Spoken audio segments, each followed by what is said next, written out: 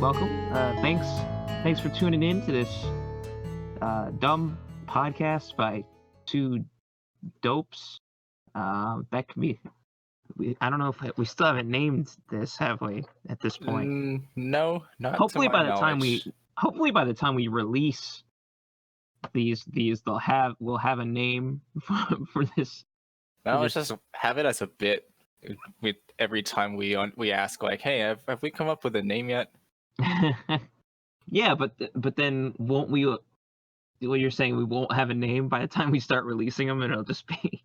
Yeah, let's call it Untitled Dojin Music Review Podcast. I thought it was just going to be two dopes. Untitled? We could call it two dopes. Yeah, that sounds good to me too, actually. Yeah. Well, you, the listener, will find out if we did in fact name the show Two Dopes, because it'll be name that. So what are we talking about this week? This week was your pick. You picked a winner for us this week, so. It was. So coming in hot from Reitaisai 16 that took place in May of this year is Harapeko Neko-san, Starving Cat by the illustrious circle Nekorisu. So since you've met Neko-san, right? Like Nekorisu-san. Yeah. And so tell me what you know about the circle. Tell me what, and I'll go on what I know. All right. So the credits for the music is Neko-san, or just Neko, but the dude actually goes by Risu. So Nekorisu is a entirely solo circle. It's just one dude doing everything: the art, the arrange, the whole shebang. Risu is involved with Kachi Yama, very good circle, and a very dead circle, Shinigiwa Satellite, rest in peace. Was Risu affiliated with them? Yeah. To me, it seemed like Nekorisu as a circle popped up right as Shinigiwa Satellite was dying, quote unquote dying, And it's right. Like, well, I guess I've got to be the next Shinigiwa Satellite. Basically, what they said on Twitter. Yeah. And here we are now. You can hear that influence very clearly on this EP, this new EP by oh boy, can you ever? By Nekorisu-san. I'm trying to pull up the discography page here. Oh, yes. So like you said, DJ, it's Harapeko Neko-san, very hungry cat.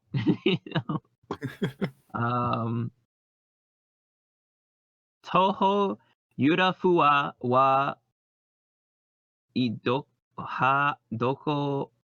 Nekorisu. What is this? What? What are you reading?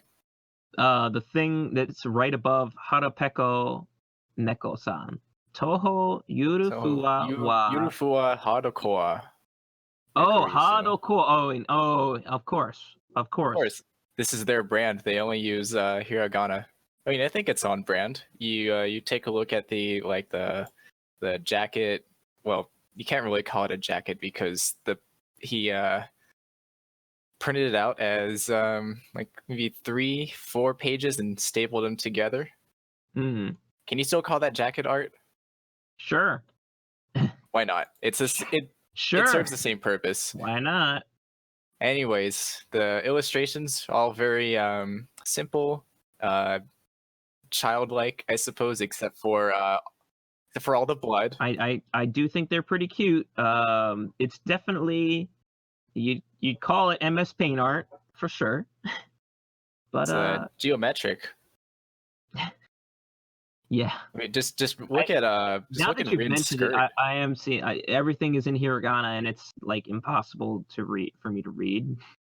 Not saying like I'm good at reading kanji or anything, but clearly this is a Kachi Yama shout out, right? Or like the whole theming, right? because Kachikachiyama writes all their song titles the same way. In hiragana. Yeah, it's all in hiragana. And it's got they're all like animal related, right? Well, they're breaking away from that, I think. It's something Nota, Yeah, you're right. My bad. Which is it's fine. It's whatever. You saw the new album art, right? It's a very, I love the illustrator. Like It's this really style good. looks so good. Are you following them on Twitter or anything? Actually, I don't know. No, I'm not. I'm stupid. I'm a dumbass. I literally just did it. They only have like 100 followers. Holy shit. Yo, they're good. Okay, so their actual account, their main account has like 600 followers. There you go. That's good. Unless this is their old account and they made...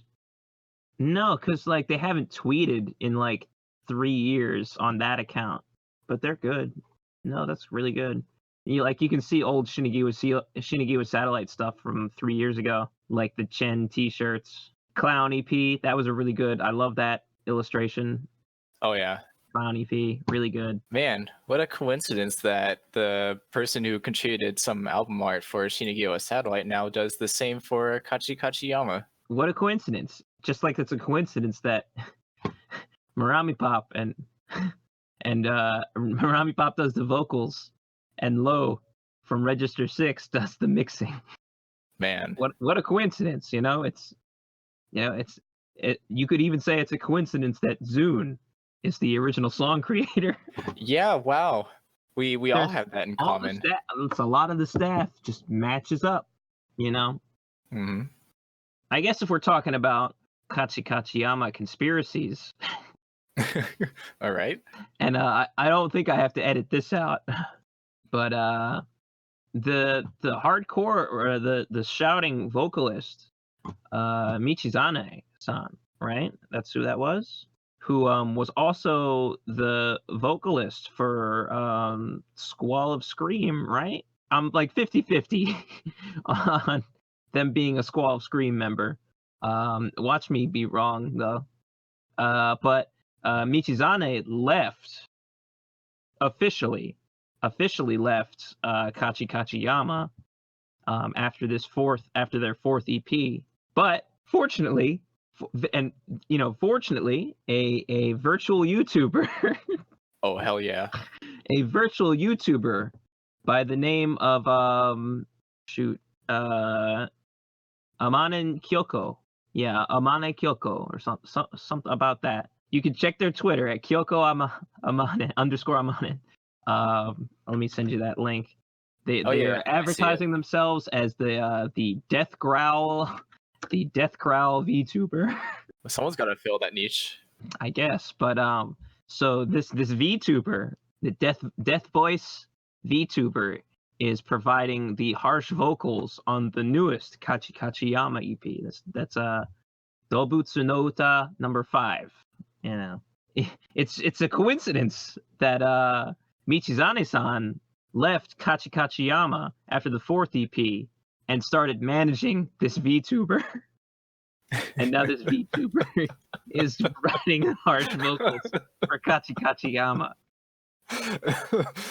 Again, have you seen those two in the same room together? I've never, I have not met either person.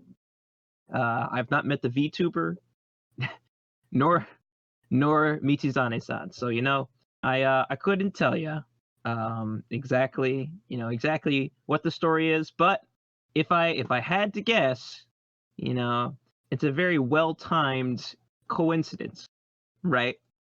But that's all it is. It's just a coincidence, Mm-hmm. In a series of coincidences. You can't prove anything. Anyway, we've been talking for a while about stupid stuff. You wanna discuss the album now? Yeah, let's talk about it. Harapeko Neko. Harapeko Neko. Son. Well, the you sent me this because I don't have this one because you were at the actual event this past May. So you got the CD. You sent me a folder of just track 1, track 2, track 3. So I didn't know anything. I didn't know anything about these songs. You except didn't for the very short preview clip, and I tried not to spoil myself before listening to the whole thing for this review. Did you not like look it up to like look up their website, get the titles? Nope, I didn't do any of that. You know what? I respect it. I didn't know they had a website, to be honest, because I listened to their very first demo because they put it on Twitter, like just like a demo of the demo of whatever their first event was, and I listened to this, and I'll tell you right now, I said to myself, wow, this is garbage.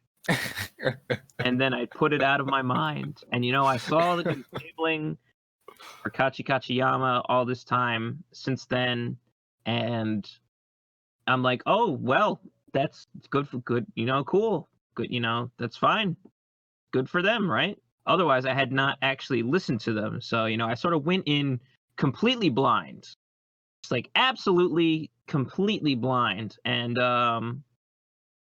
I guess let's dive right in and start talking about these songs, right? Yeah, let's jump in. Track 1, which is apparently called Yakitori.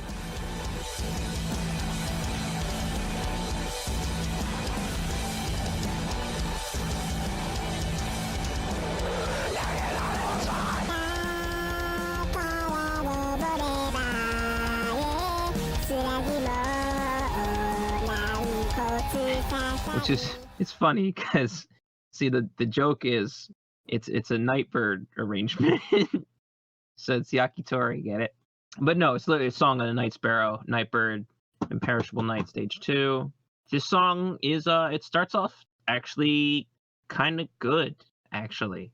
Yeah, the intro goes hard. I really like it. The guitar sounds it's really, the tone is really shitty. Like I'm not gonna front. There's no sugarcoating it. It's bad. Shit. It's actually absolutely horrible. It's muddy and loud for it's almost unlistenable. Almost unlistenable, okay? Because you can hear the click drum because they use such a clicky sample that you can almost hear, and it's really, and this is my problem. I'll say it here. This is one of my biggest problems with the way Low mixes. Well, mixed Shinigiwa Satellite and mixes Kachi Kachiyama now. The guitars sound like they're being, what's the word? Well, maybe it is, but they're being gated by the kick drum. So, like, it's the kick that you hear instead of guitars. And this song by Nekorisu isn't like exactly the same, but that's clearly what they were going for. It's just they made the guitar so loud and so muddy that it's like the only thing you can hear. And then immediately these harsh vocals come in too, and they sound like they're recorded through a Rock Band USB microphone. They're recorded like absolute shit, but I like that. I like these vocals, actually. Yeah, they're not bad as far as harsh vocals go. I mean, and I think being recorded through a shitty microphone is helping that. Like that's that lo-fi black metal. Yeah, like almost black metal kind of vocal performance. Yeah, I think half of it is from being recorded on a shitty mic, which is, I'm not going to say it's brilliant, because clearly they don't want to sound like this, like they want to be Shinigiwa Satellite, and this is not there, it's not there, so that's good for the first 24 seconds. It's really good. I think we should really address the elephant in the room here. Well, what's the real defining trait of Nekorisu. Let's tell us what is it? What happens at 24 seconds of the first song? Oh, my sweet lord. Well, first of all, the main melody kicks in. Yeah. The manner in which it kicks in. It's vocals. Vocals. It's the vocals. The vocal performance. And let's hear your perspective. What are those vocals? I have here's what I've written verbatim. No punctuation. Dude definitely sang this himself and then used a pitch shifter, and it sounds legit like a joke.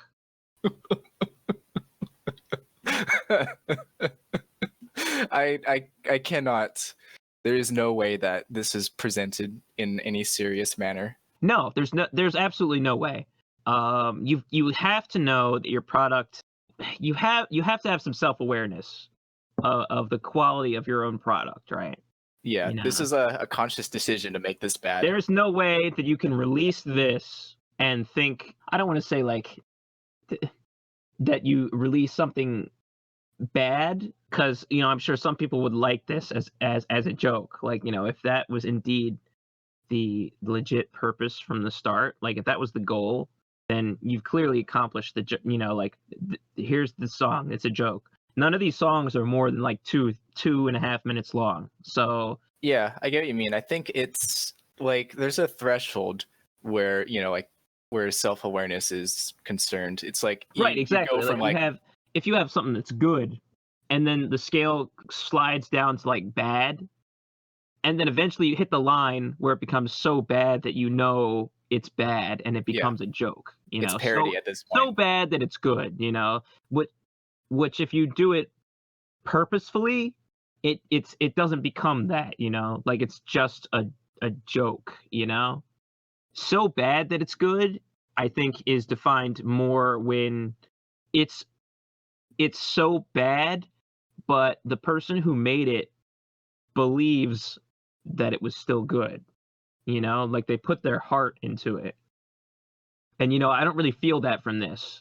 I just feel like it was actually made in jest, At least as far as the vocals are concerned. Yes. Okay. Yes. Thank you for specifying that. That's exactly right. Because clearly this person does, Risu-san, Nekorisu-san does want to. I said it already. They want to be They want to be like Shinigami Satellite, which is, that's dope. I also wanted to be like Shinigami Satellite at the beginning, and I'll talk more about this at the end, because this is actually really what my final statements were going to be about. It's like if your skill level is not up to the task of satisfying your own tastes, you're going to be disappointed by your own work. Yeah, I think I get you. There's probably a bit of self-awareness in this here. They're taking it and running with it. They're just running with it, and I'm sure as long as they keep at it, they'll get better and better. But right now, it's not good. I have something to say, but that's more geared towards like my closing statement, so I'll put that on the back burner. Yeah, same. So yeah, that's what I think about the first track, Yakitori. I actually think this is the best song on the album, for reasons I will talk about when we reach the next songs. Do you have anything else to say about Yakitori? No, not really. I like the reverby stuff that's going on in the background. Like that ambient pad stuff? Yeah, exactly. Yeah, I think it's nice. The guitars, like I said, they sound like shit, but like the actual riffs, the riffs in this song are not bad. Like it's not bad. It's just, it sounds bad. And then the vocals come in, and we are going to put samples from the crossfade in here. So you'll know exactly what we mean. So you will know exactly what we're talking about. They have definitely, Risu-san has definitely pitch shifted his vocals up to absolutely comical levels. Maybe they're trying to just emulate a woman's voice, like try to get that female vocal kind of sound, but it's in between Alvin and the Chipmunks. Well, no, it just sounds like Chipmunks, and we'll get there, but they're also singing parts they're arranging parts that are out of their range, like too far out of their range to be comfortable to sing or comfortable for us to listen to. Yeah, he's really trying. They're trying their best, and that's. Is that on brand for this circle? based on I what we've discussed so I far? would say, I mean, not yet, but I'm sure we'll get there. Okay. But that's all I have to say about track 1. I do think it's the best song on here because when we hit track 2, which is Yakiniku.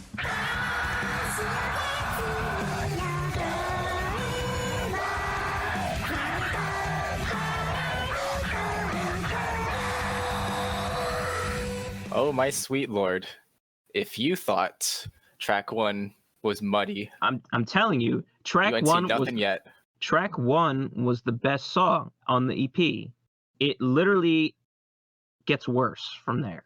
I didn't think. Here's what I've written verbatim. The first thing I wrote for track 2. I didn't think it was possible, but this guitar tone sounds even worse. The mix is worse too. It's super muddy.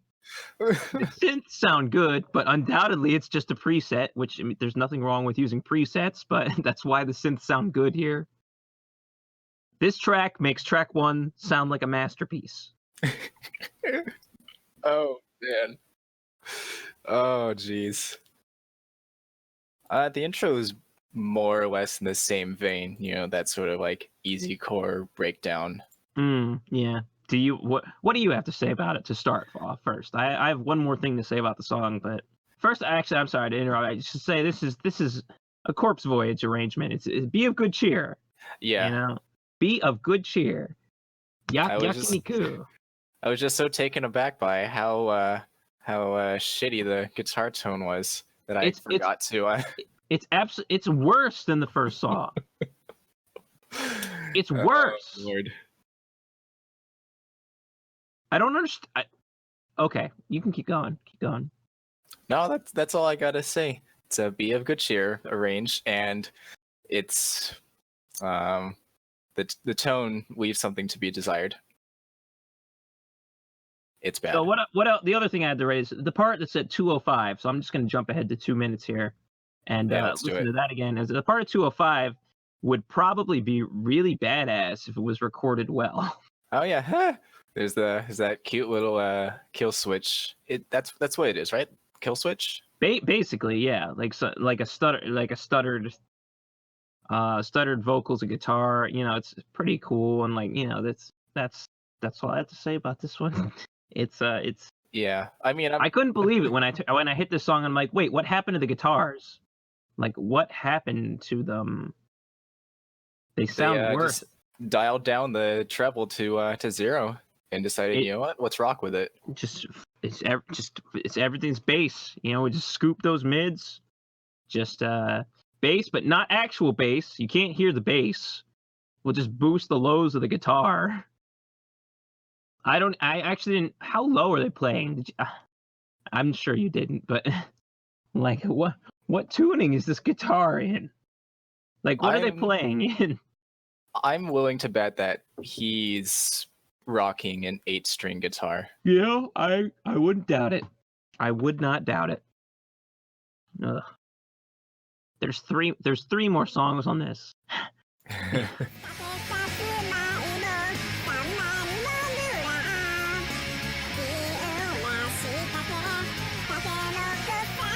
So track 3, Aki no Mikaku. What the hell is that? It's like Taste of Autumn or something. Mikaku's Taste, right? Yeah, that's actually that's a nice song title. Yeah, it's good. Not the song itself doesn't really live up to the title. Oh no. Oh no. Oh no. So. Oh, no. So you can go ahead. No, please.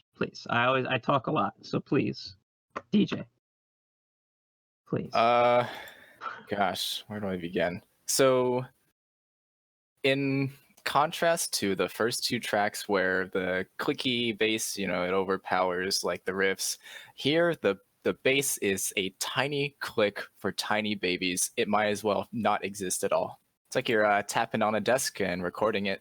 Yeah, what happened to the drums here? Jesus Christ. Except for the toms. Like the tom intro. They use it in the intro and the outro, at least. I know this. like the tops, like do do do do ba do do do do do do do ba do do, and I'm like, but then you can't hear like from the rest of the song. You're exactly right. You can't hear the kick. You can't hear the snare. It's like you just decided to drop the rhythm section for the rest of the song.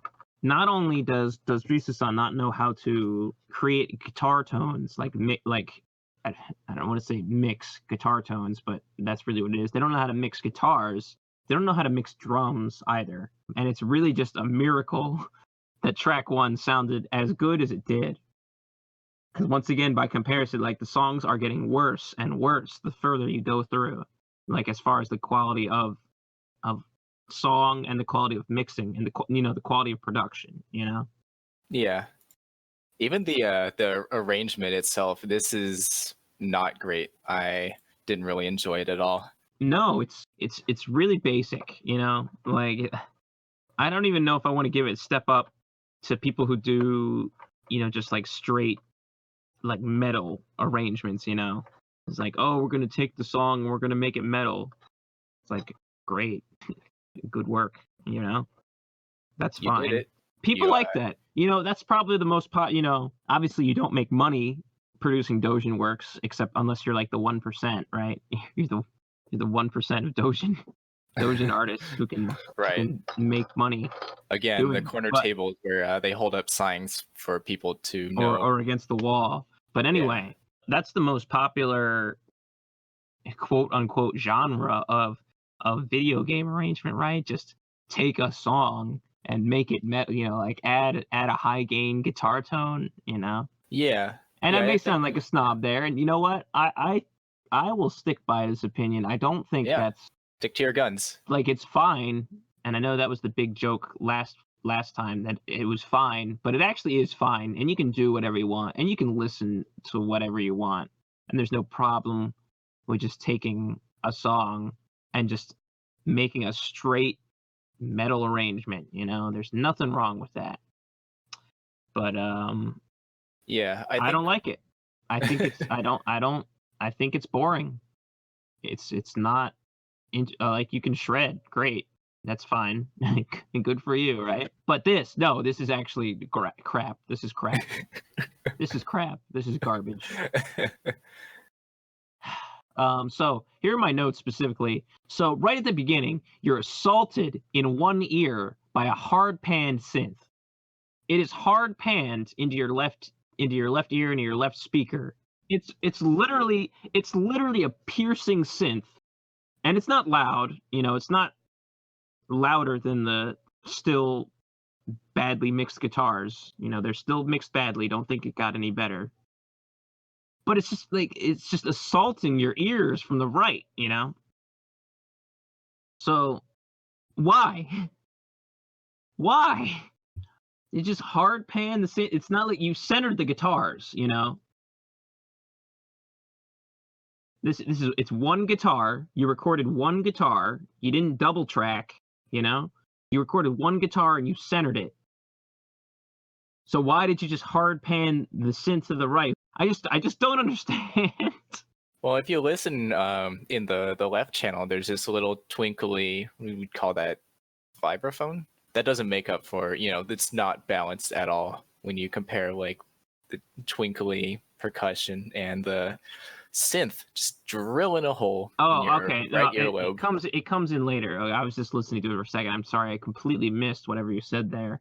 It is like a mid-range frequency, like a like an octave thing. Yeah, that's the one. And this is a production thing, and I know Nekorisa-san is not going to listen to this, and if he is, I'm sorry if I hurt your feelings. This is bad. This is really bad, right? So when I'm mixing, and I'm gonna have melodic parts like this, now that I think about it, I probably would have panned it the same way, probably, but also I wouldn't have made an arrangement choice of putting these synths like this. Oh my! Why? DJ, why? Risa-san, if you're listening to this and you actually understand English, I'm gonna give it to you straight. It's not good. let's get past the first first 20 seconds or so, because we'll get past the synths. I just want to make it clear that, and you can hear, because we're putting, like I said, we're putting the samples in here so that you can hear what the songs sound like. Even with this copious pitch shifting, the vocals are still not sung in tune half the time. So they didn't use auto tune because they're still out of key. They're still not singing in tune. They're not singing in key. Like it just feels like we're beating up a kid at recess for their lunch money or something. Like this is bad. This is bad. The breakdown at 153 is so bad. This song, it has no place just in the context of the rest of the song. It's just bam, I'm gonna throw in a hot breakdown. Why not? And it's not even good. It's not only is it a bad breakdown, it sounds like shit too. Like the vocals, the performance of the vocals during it sound not like you didn't put your all into it. Guitars, this song, that part specifically made me question whether the guitars were actually recorded, because they sound sampled, that part, just because you edited them so heavily. I don't doubt that they really recorded guitars, but it doesn't sound like it. It sounds like shit.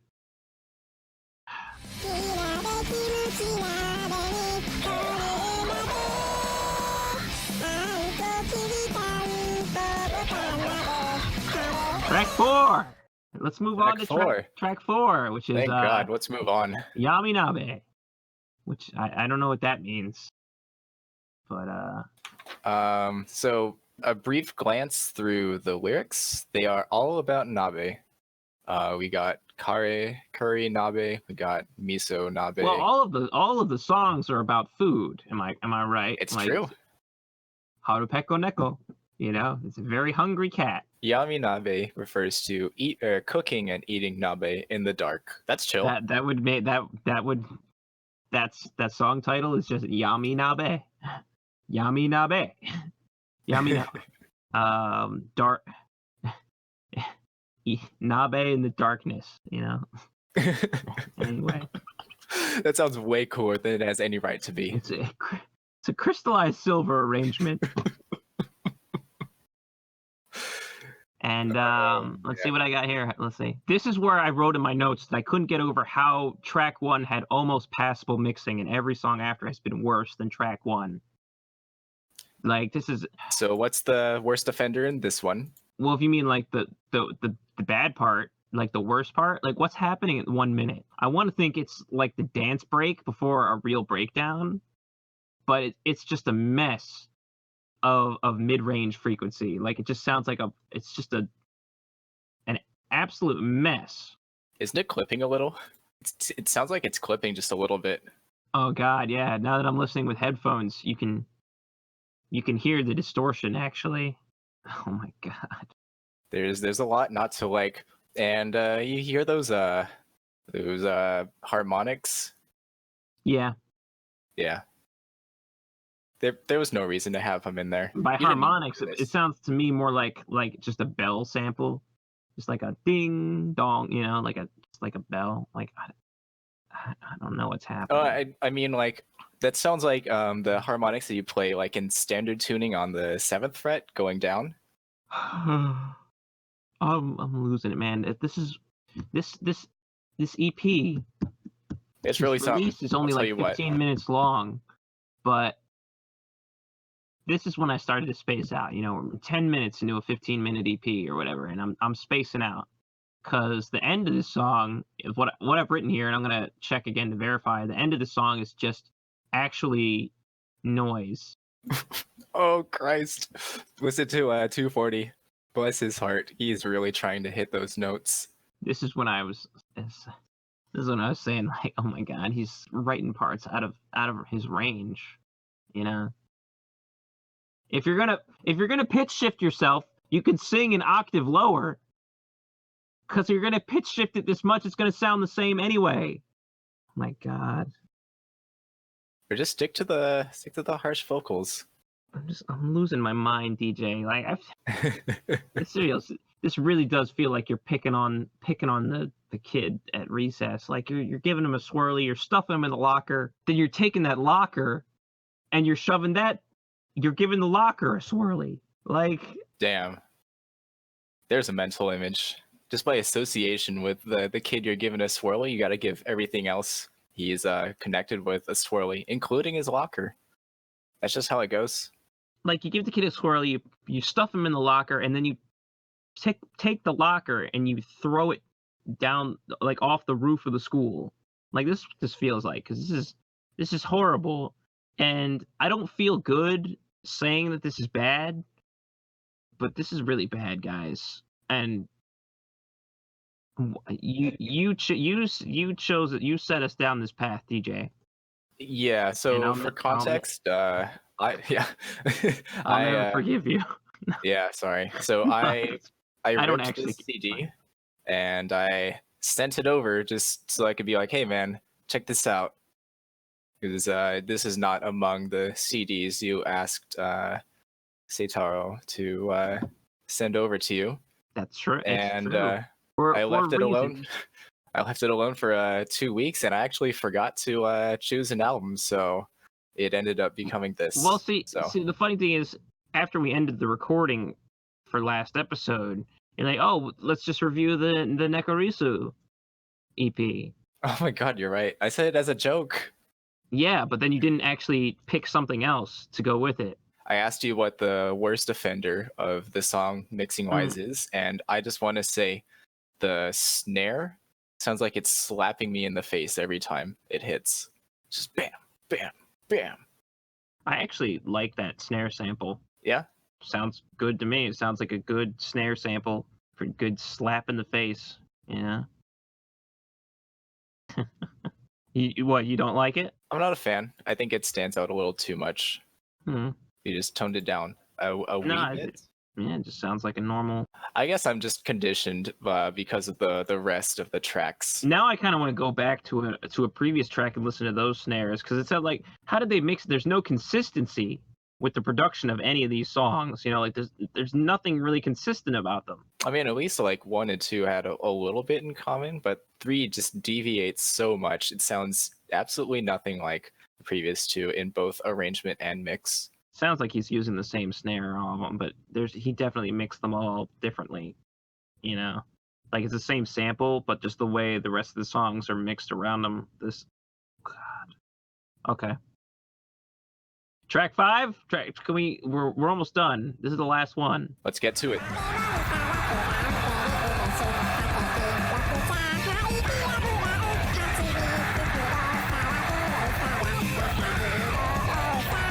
Po sha ke. What does that mean? You're asking the wrong guy. All right. Po-shake. It's Seigetsu arrangement.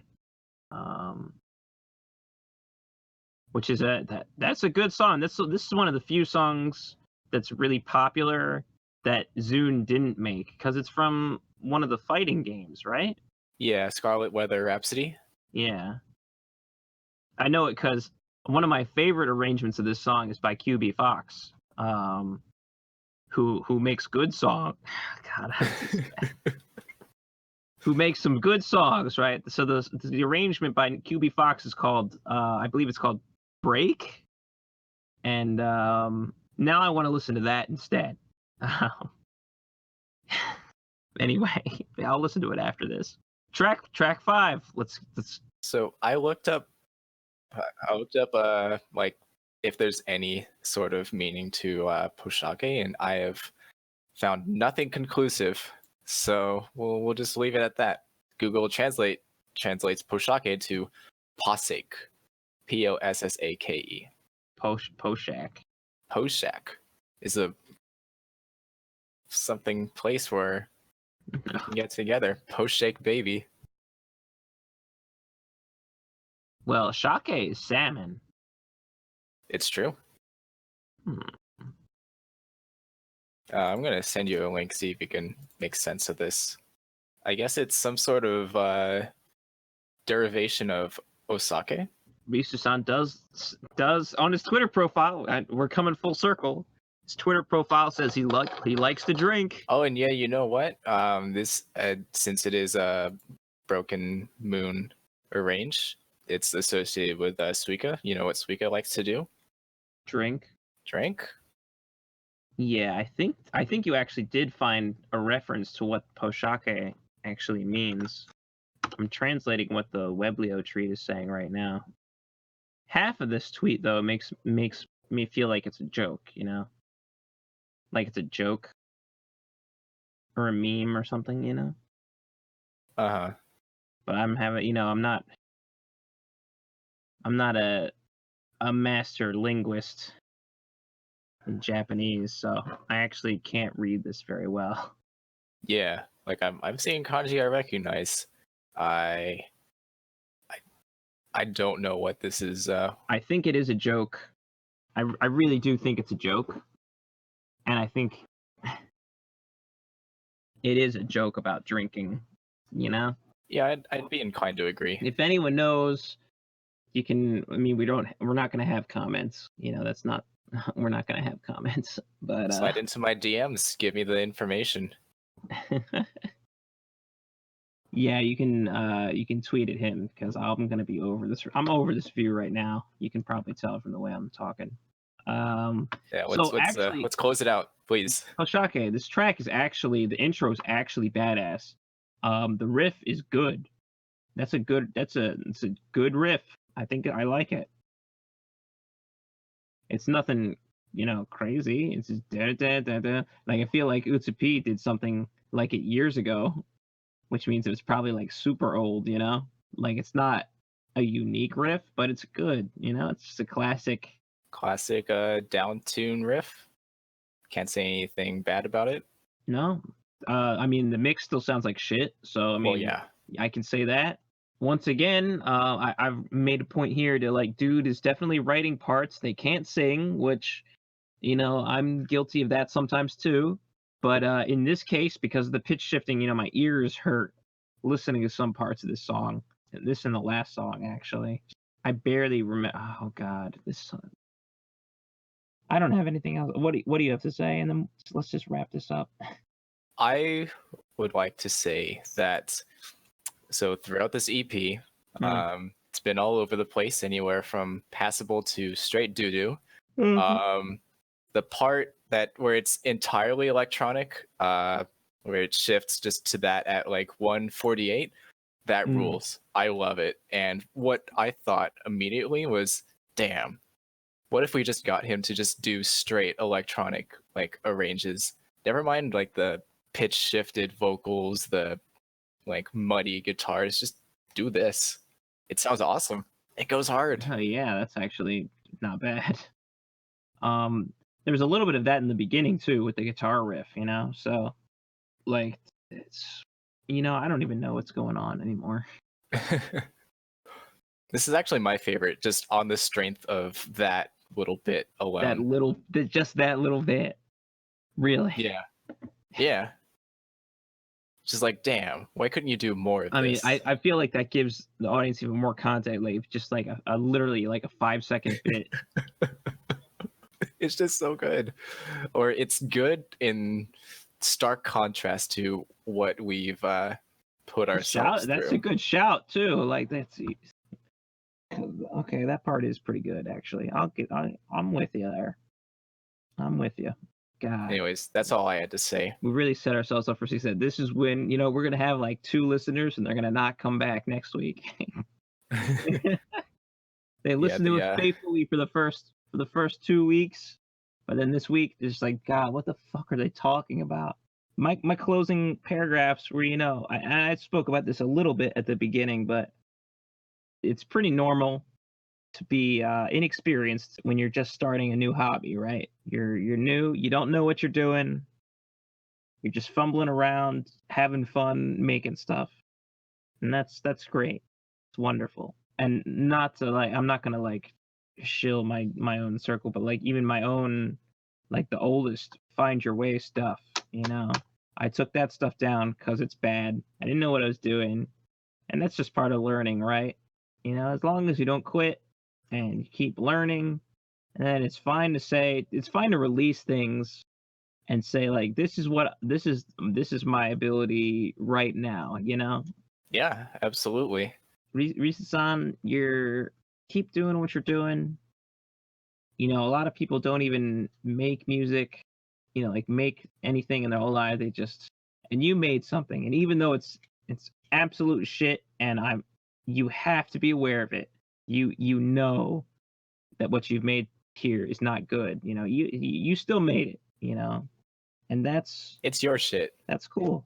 That's cool. It's shit, but it's your shit. That's like legit. That's legitimately cool. So, I think one thing people forget when they're learning learning their new hobby, you know, they're building their skills, right? Is that their taste, you know, that like what got them into the craft in the first place? Like what made them want to, pick up the paintbrush? You know, what made them want to pick up the guitar, right? You know, whatever they're doing, you know, whatever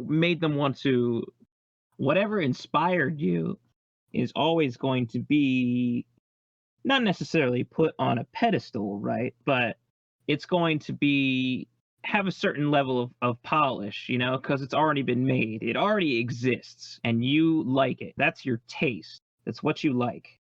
And if your current skill level leaves you unable to satisfy your own tastes, that's fine. Your taste is still good. What you like is what you like. Closing the gap between your own skill level and your taste, what inspired you, you know, like closing that gap between those two things is how we improve. That's all I have to write about this. This is garbage. This is shit. Shinigi with Satellite, those first releases, they were bad too. You know, they're bad. You can listen to, you know, I'm not gonna, you know, it's long out of print, but you can find it on the internet. The first EPs by Shinigi with Satellite is Analog Girl in a Digital World, and then the one with Chen on the cover. They sound bad. They're and the arrangements aren't good either. You got to start somewhere, right? You know, like that's all I got to say about it. DJ, stop being silent. Just close us out. No, I think you've done a pretty good job closing out.